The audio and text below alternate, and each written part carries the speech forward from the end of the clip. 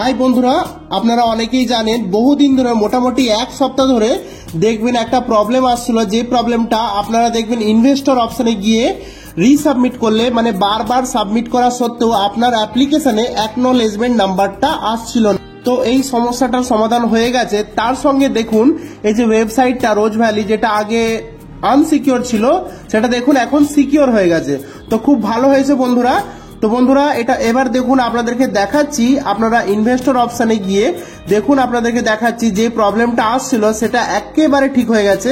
আর যারা যারা অ্যাপ্লিকেশনগুলো আটকে ছিল সেইগুলো আপনারা যাতে করে নিতে পারেন সেই জন্য আপনাকে আমি দেখিয়ে দিচ্ছি। দেখুন শুধু আপলোড অপশনটা বাকি ছিল, সেখানটা আপলোড করলে যতবারই আপলোড করছিলেন না যতবারই আপলোড করছিলেন ততবারই প্রবলেম আসছিল, অ্যাকনোলেজমেন্ট নাম্বারটা দিচ্ছিল না। তো দেখুন আপনাকে লিখে দেখাচ্ছি। দেখুন এখানে সার্টিফিকেট নাম্বারটা লেখার পরে আপনারা জানেন নিচে ক্যাপচা কোডটা লিখতে হবে। ক্যাপচা কোডটা লেখার পরে ডান দিকে যে সার্চ অপশনটা আছে ওখানে ক্লিক করতে হবে। দেখুন এখানে অ্যাকনোলেজমেন্ট নাম্বারটা নেই। এবারে দেখুন আপনাকে লাইভ এটাকে সাবমিট করে দেখাচ্ছে। নিচে দেখুন click here to update and submit, এখানে ক্লিক করলাম।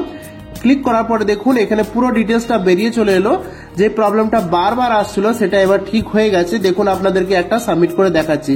দেখুন সব ফিল আপ করাই আছে, আপনাকে শুধু ডকুমেন্ট আপলোড করতে হবে। আপনারা জানেন প্রথম ডকুমেন্ট আপলোডে আপনাকে বন্ডটা দিতে হবে, যদি সার্টিফিকেট থাকে তো ওখানে বন্ড সার্টিফিকেট মানে বন্ড ওইটাকে আপনাকে দিতে হবে। দেখুন একটা করে দেখাচ্ছি আপনাদেরকে। দেখুন বন্ডটা আপলোড করলুম, ঠিক সেরকম ভাবে সেকেন্ড লাইনটা তো আপনাকে ওইটাকেই আপলোড করতে হবে। তারপরে দেখুন 3 নম্বরে আধার কার্ড আপলোড করতে হবে।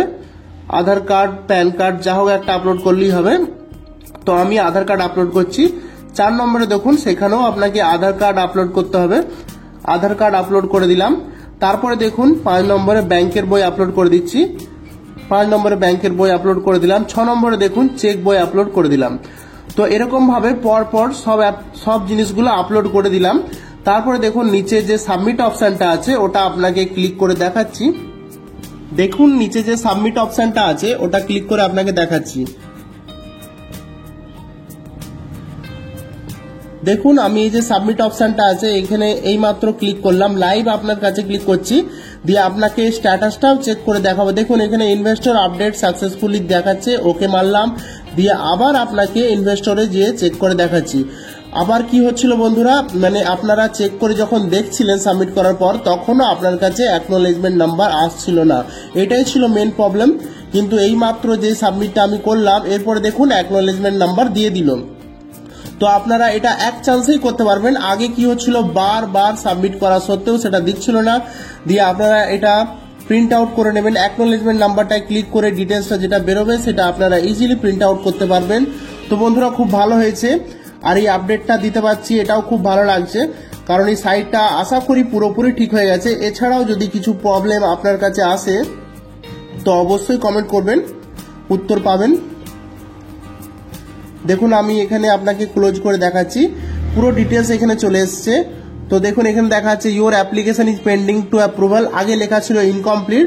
তো বন্ধুরা দেখুন your application is pending to approval, verification will be started shortly, এরকম দেখানো মানেই আপনার অ্যাপ্লিকেশনটা ঠিকঠাক ভাবে সাকসেসফুল হয়ে গেছে।